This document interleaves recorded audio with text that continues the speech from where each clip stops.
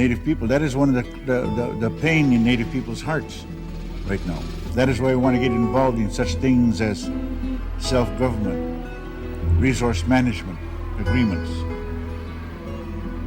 We don't think that we have not been asked for our opinion enough. And we do have an opinion. The past few hundred years have brought tremendous changes to our way of life and to our culture. Our elders had a vision and a dream that we would be a proud, self-sufficient people living on the land. We saw that vision slowly fade as modern pressures increased. Now we have seen the rebirth of that dream. Self-government and self-reliance are not new ideas. We had our own ways of surviving and managing the world around us for thousands of years before the Europeans appeared on our shores. Our culture, our native language, our traditional way of life belongs here with our people, and it belongs to them, especially the children. They should have something to look forward to identify themselves and make themselves separate from other people, because they are special people.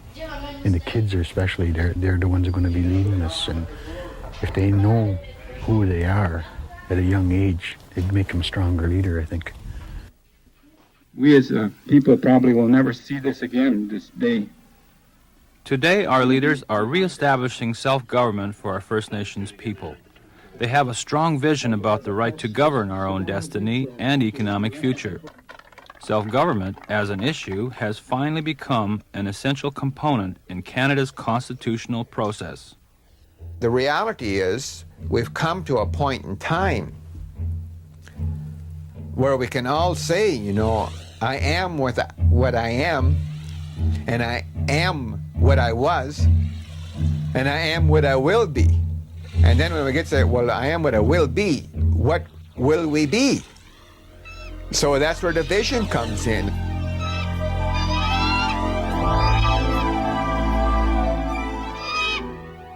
Our people believe taking control of our own affairs is a way to independency on governments. Responsible stewardship of the natural resources, done with the community in mind, will create productive enterprises that will build a solid economic base for ourselves. Being able to manage our own affairs and run our own businesses will also create a stable, prosperous environment that will benefit future generations of our people. Self-government means to me a way of life for our people that was lost a long time ago, that we're getting it back now, or trying to get it back now. It means better education and better understanding of everything that has to do with our community and our island. In this program, we visit 3 First Nations communities. Each one is unique in the environment they live in, and each one knows it will take well-educated people from their communities to make it a success. How can you be really fully self-governing without being educated yourself? You have to know what you're doing. You can't just say, oh, okay, well, I'm going to get up today and I'm going to be a chief, or I'm going to be, you know, life just isn't that simple. Like, you have to set your sights on, okay, where can I find my niche kind of thing. Our success in the future will depend a great deal on what we accomplish through the education system by gaining knowledge in many fields, such as learning how to operate businesses, gaining knowledge about medical care, knowing that our children are having positive experiences in school. By taking care of the natural resources on our lands, we will benefit from them. Like the people of Walpole Island First Nation. I guess the wide variance of what we have here. We have a very large, significant bush area.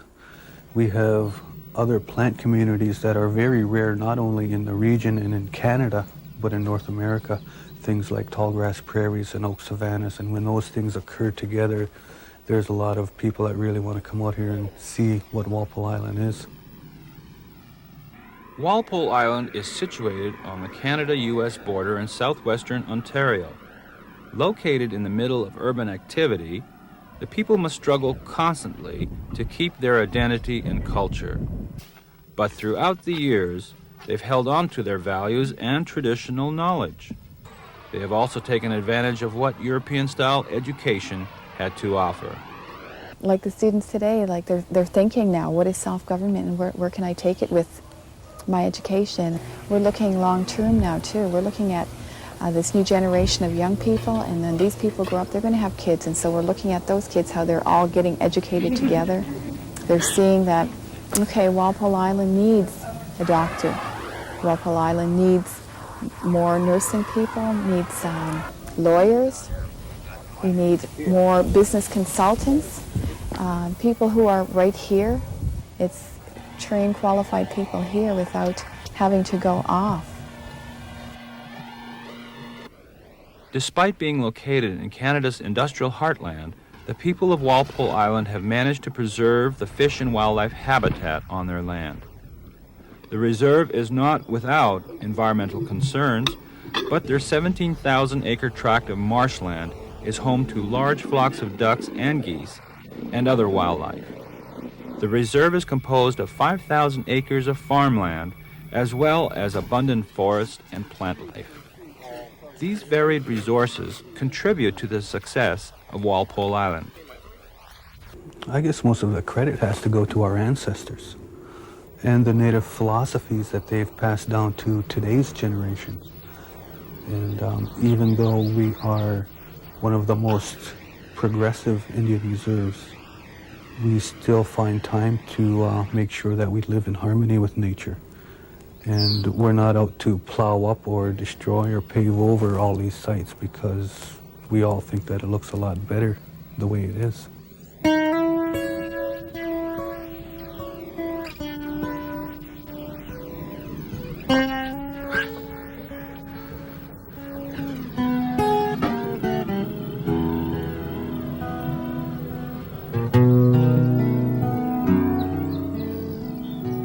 In the past, business opportunities on reserves were scarce. People relied on outside assistance. But over the years, more doors were opening for Native business people. Rick and Diane Kiwiyosh were a couple who took advantage of a Native business assistance program. The first step they took was to come up with a positive plan that would best suit themselves and their community. After much research, they decided to start a transportation system for their school children. It's now 7 years later, and they own a fleet of 12 buses and employ 10 to 14 people from their community. To go into business, everybody dreams about it. Everybody thinks about, I should go into business myself. But to be in it now and to do it, it's great. It's a great feeling. When you're in business, you have to be a people pleaser, and you have to learn to work with many different types of people.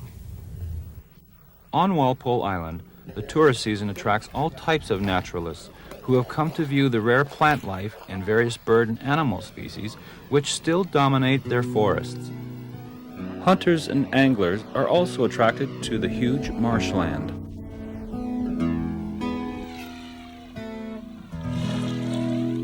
The tourist attractions, the hunting and the fishing all contribute revenue and employment for the people of the community. Full-time people would be somewhere in the area of 125 to 150 of our community people. We're tied to the land. So those are things when we say environment, we're talking about resource management, land management, all these different areas that we have to look beyond right now. I guess right now it's more of an awareness process where we let the people know exactly what's on their land, their rarity, their significance. Like I say, Walpole Island is progressive. We've always been progressive. But there's always the underlying thought that a lot of the old ways and the traditional ways were good ways. So some of the things that are happening now, we're looking back at the good old ways and saying, yeah, our forefathers did know what they were doing.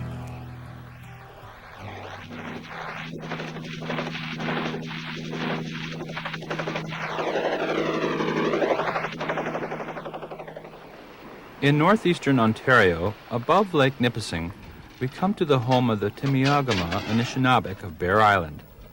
They find their traditional and cultural practices are limited because they are situated in the midst of an area that depends on tourism and natural resource industries.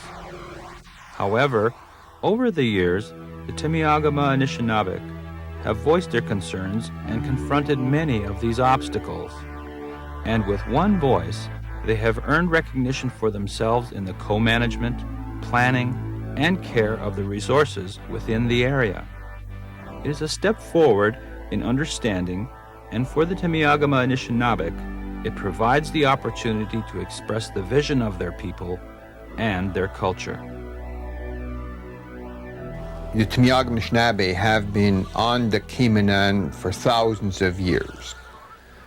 So Teme-Augama Anishnabi, throughout all of those thousands of years, lived within the framework of nature, we call it, within the laws of nature, and we knew that was laws that we had to obey or die. One of the principles that the Teme-Augama Anishnabi had was that you use the land in the way you want to use it, but make sure you're leaving something there for the people coming behind. So it was always forward-looking. And in our culture, stewardship means, the word stewardship means you're looking after something that belongs to somebody else. As non-native development expanded around Lake Temagami, the Anishinaabe began to adapt their traditional way of life to the new non-native economy, but without sacrificing their culture. Members of the First Nation on Bear Island began learning new skills and new ways of doing business. George Mathias is a local contractor here on Lake Temagami. His business handles over 60% of the construction and maintenance work around the lake. He hires between 10 and 30 people depending on the season. The reason why I like this kind of business is that I'm living at home. I don't have to go elsewhere to find work, and it's something that doesn't happen overnight. I've been at it over 20 years, so and in the past maybe 6 or 8 years, and that's when it has been getting fairly easy for me, more jobs and bigger money, so but I enjoy it anyway. So the Anishinaabe of Bear Island also realize their community will benefit through co-management agreements. In co-management, Aboriginal and non-Aboriginal people work together in a variety of industries. Those industries can include tourism, forestry, and mining exploration. With all these options available, the Teme-Augama Anishnabi are now exploring various employment and business opportunities for their people. This is why education is very important now for us as well. Maybe you speak English, but we speak English in different ways. Like there's scientific English and there's bush English. So how do we ensure that the communication is at the same level? Do we get the scientists to come and live in the bush and educate them in the bush for 3 or 4 years and then give them a degree in bush English? Or do we go to the universities and get educated so that we have the university English? There has to be an integration there. In many cases, success depends on getting a balanced education and training to acquire special skills. It is one way self-government and self-reliance will be achieved.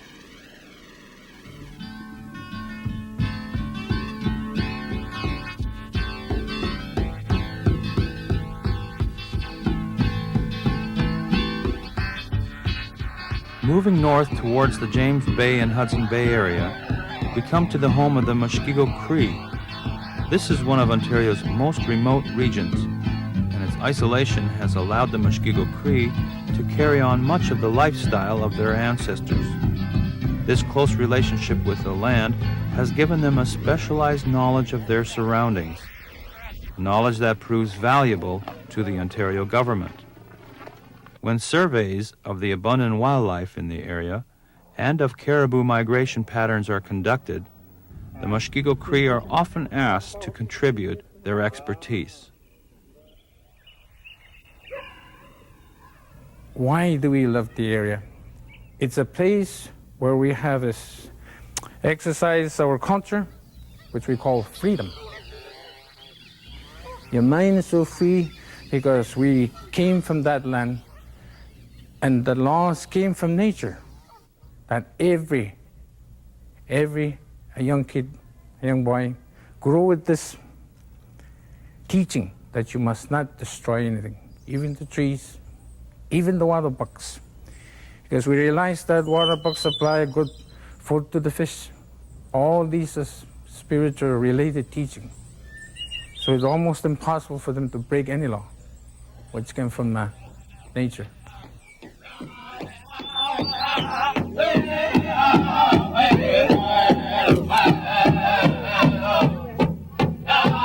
Every tourist season in Moosonee and in Moose Factory, you can find many Native people working in the information booths, in restaurants, and in souvenir outlets. These people provide more than advice and friendly service. Because they are from the land, they bring something special to their jobs, a knowledge and understanding of the vast land and the resources around James Bay. What I'm finding out is that hunting and trapping and harvesting is not any less important now than it was in the past. It's equally as important. It's gone through some changes. One of the things we're finding is that people underestimate themselves how important it is. It's sort of taken for granted. One of the things we like to do is calculate that in economic terms, and measure that in terms of dollars and cents, and put a value to it to be able to show how important it is.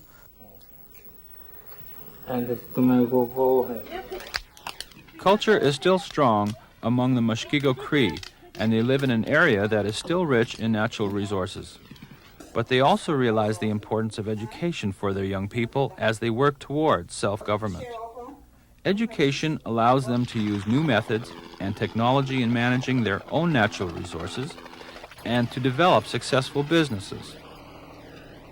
If, for example, it ends up with the communities or the tribal council or some group having local control, say a great amount of local control over resources, and that would also involve having even the technical work and biological work would be done by graduates from the community, for example.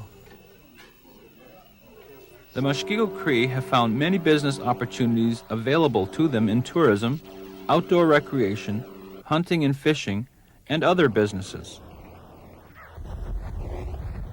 Traveling to each of these three rural communities, we found that their location influences the way our people work toward self-government. In communities with urban centers nearby, our people struggle to maintain the integrity of the culture and the natural environment. In all three communities, leaders have found that education is an important tool in building a successful, self-governing First Nation. And successful self-government is the only way to preserve and enrich our lives and heritage. The traditional self-government was a territorial thing. It was not a community. It was not a commune living governing system. But the Europeans is a community. But that's the only kind of system that can apply with the Indian self-government. And therefore, the key thing for the success is education. What kind of education then can be used to have the stewardship?